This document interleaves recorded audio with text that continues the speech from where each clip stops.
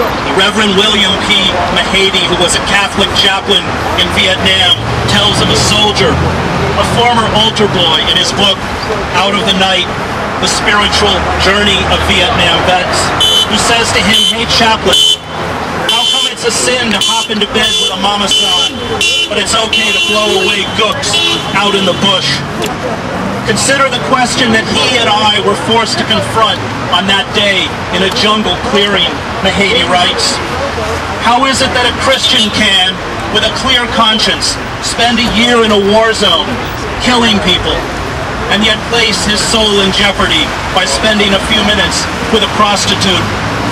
If the New Testament prohibitions of sexual misconduct are to be stringently interpreted, why then are Jesus' injunctions about violence not binding in the same way? Amen. Yes. Amen. In other words, what does the commandment, "Thou shalt not kill," really mean? Military chaplains, a majority of whom are evangelical Christians, defend the life of the unborn, tout America as a Christian nation, and yet eagerly bless the wars in Iraq and Afghanistan as holy crusades. The hollowness of their morality, the staggering disconnect between the values they claim to promote, is ripped open in war. There is a difference between killing someone who is trying to kill you and taking the life of someone who does not have the power to harm you. The first is killing, the second is murder. But in the wars in Iraq and Afghanistan, where the enemy is elusive and rarely seen, murder occurs far more often than killing. Families are massacred in airstrikes. Children are gunned down in blistering, suppressing fire laid down in neighborhoods after an improvised explosive device goes off near a convoy. Artillery shells obliterate homes, and no one stops to look. The dead and the maimed are left behind. The utter failure of nearly all our religious institutions, whose texts are unequivocal about murder, to address the essence of war, has rendered them useless. These institutions have little or nothing to say in wartime, because the God they worship is a false God, one that promises victory to those who obey the law and believe in the manifest destiny of the nation. We all have the capacity to commit evil. It takes little to unleash it. For those of us who have been to war, this is the awful knowledge that is hardest to digest. The knowledge that the line between the victims and the victimizers is razor thin. That human beings find a perverse delight in destruction and death, and that few can resist the pull. At best, most of us become silent accomplices. Wars may have to be fought to ensure survival, but they are always tragic.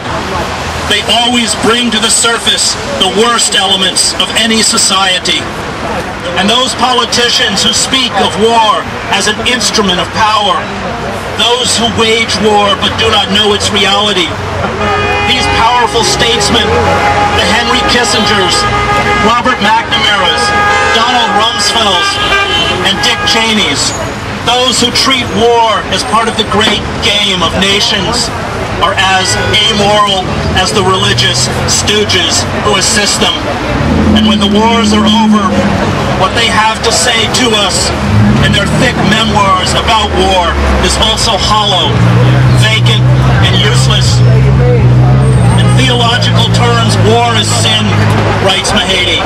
This has nothing to do with whether a particular war is justified or whether isolated incidents in a soldier's war were right or wrong. The point is that war, as a human enterprise, is a matter of sin. It is a form of hatred for one's fellow human beings. It produces alienation from others and nihilism, and it ultimately represents a turning away from God.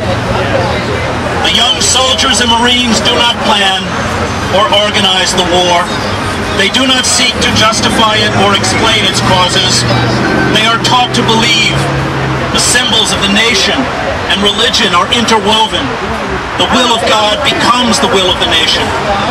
This trust is forever shattered for many after war. Soldiers and Marines in combat see the myth used to send them to war implode.